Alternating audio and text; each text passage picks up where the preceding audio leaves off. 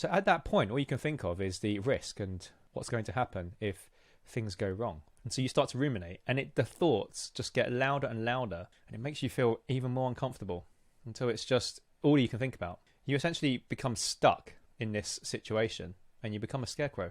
And this can go on for years and years and years. And unfortunately, I get to see this far more than I'd like to. Puppets. This is what I like to think about the role beliefs play in our life. They can govern our movement and our action in the world like a puppet. Your beliefs can make you do things and can also stop you from doing things. You are the puppet. Beliefs take hold of you, controlling you like a puppet. If nothing changes, this continues. If you don't change the system, you'll be manipulated like a puppet. We need a way to break the cycle. There's kind of no choice if you want to change. What if it's possible to hijack this whole setup? This is where action over thought comes in. We need just enough willingness to initiate. It's difficult to change your situation by thinking alone. So we're going to approach it slightly differently. Crossing the belief gap. Your brain is this prediction engine. It's like a machine. And I want you to just hold this concept for a moment. Your brain predicts based on past experiences. You have a backlog, a whole catalogue of these past experiences that you've been through.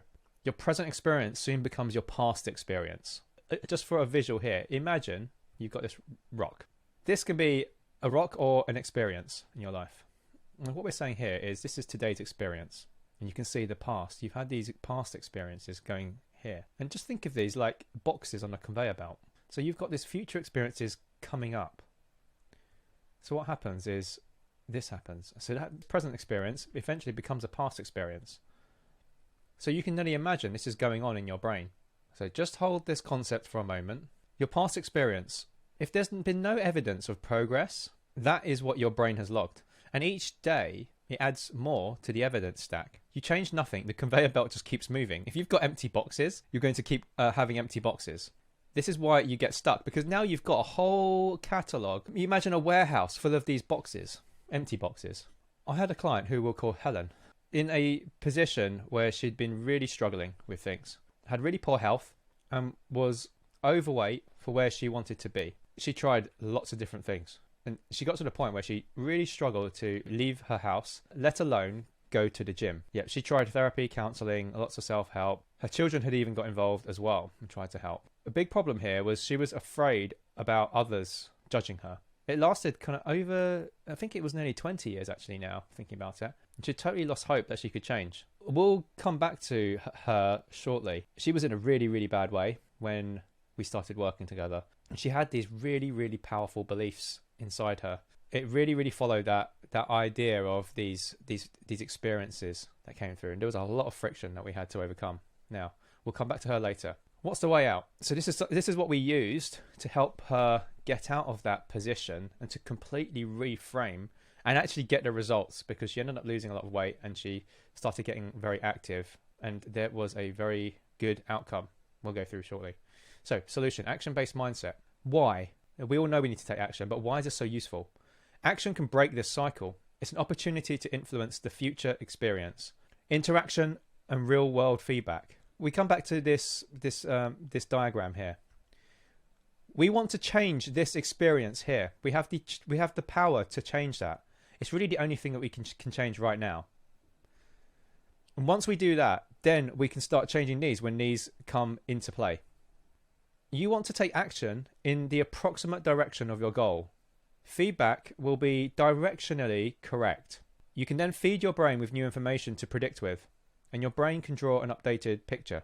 It's an opportunity to seed new experiences into your brain, which becomes your new past experiences. So you can just change what's in the box.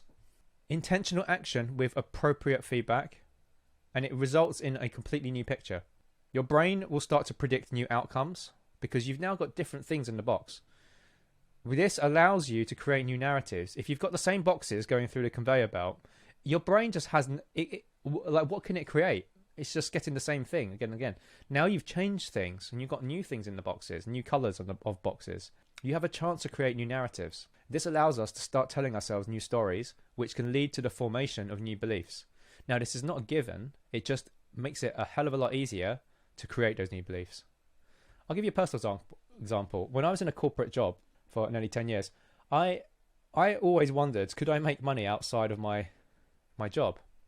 I had no experience. There was just no evidence, because obviously the days were just going past. I was working this job and I couldn't imagine how I could possibly make. I hadn't even made like a pound or a dollar by doing anything. So I had no confidence. It was very overwhelming and anxiety inducing. I'd heard a lot of people talk about how good my cooking is. Now, it's one of my hobbies. I really, really enjoy cooking. And I'm not sure if I enjoy cooking so much that I actually like the eating. So I like eating nice food. So I had to learn to cook good food to eat nice food.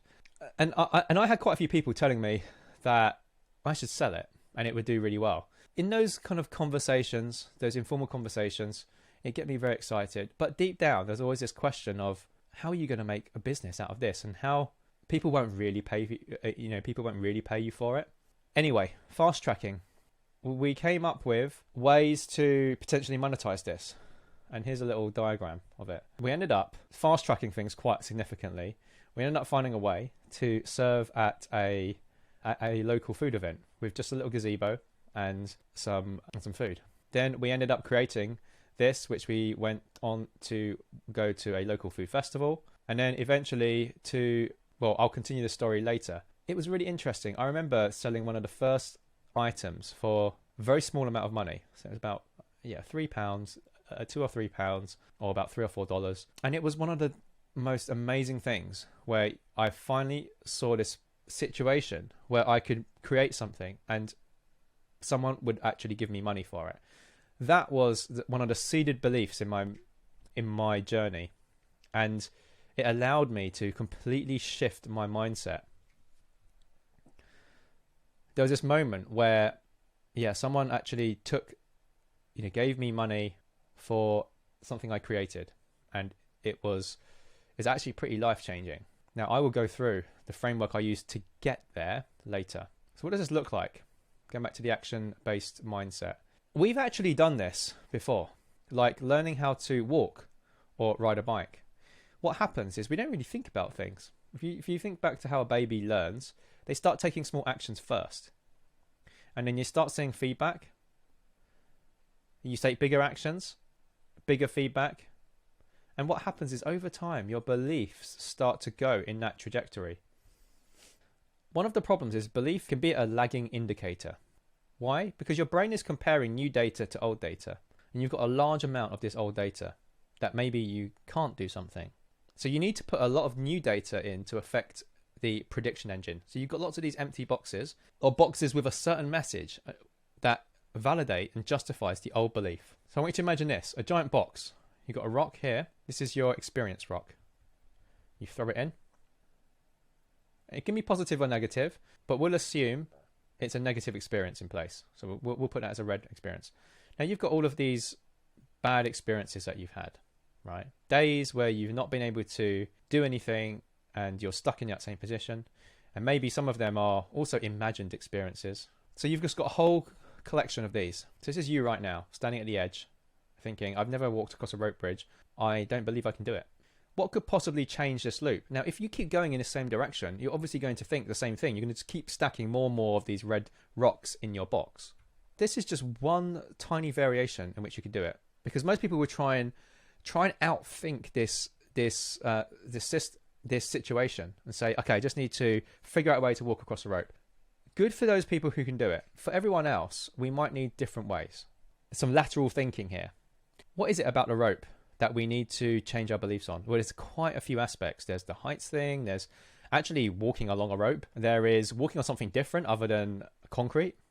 So here we are finding a way to maybe just get used to walking on a rope. Why is this useful? Well, it's not actually walking the real rope, but it's something similar and it's directionally correct. It can seed something different. You're providing your brain something new.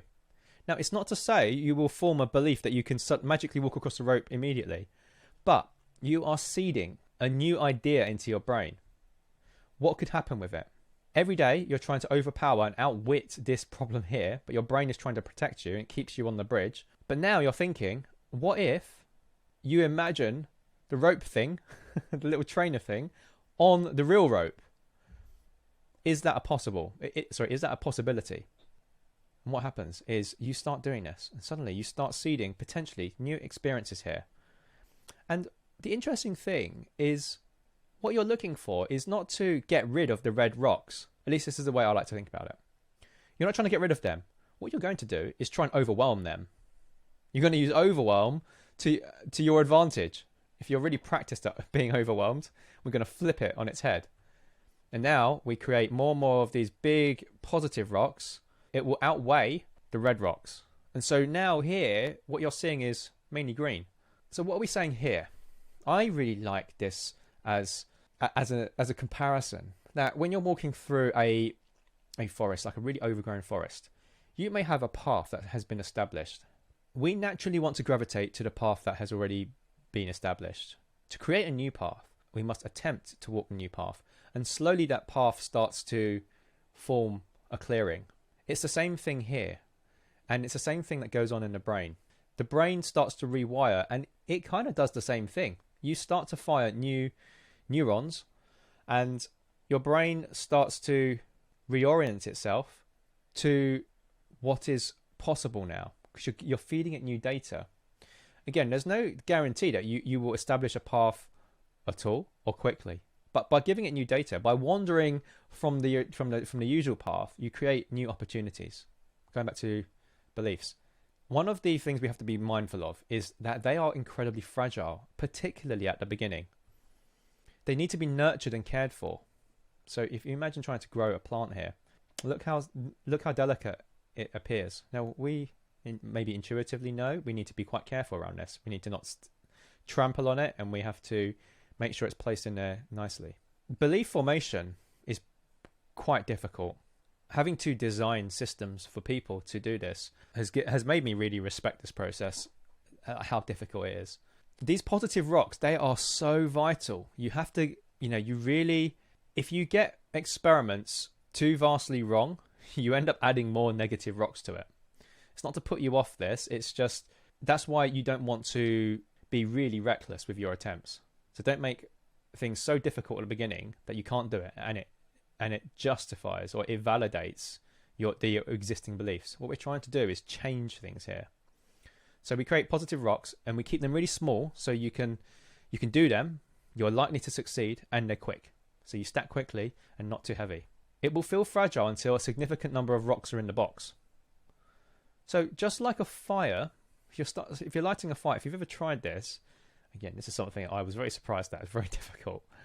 You have to give it a lot of care and attention. It has to be the only thing you're focusing on at the time, and it is very delicate. It's a very delicate process. But once it's going, it's much easier to keep going.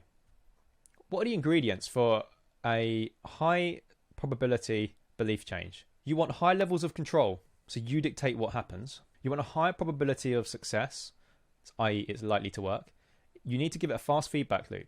You want to see results quickly.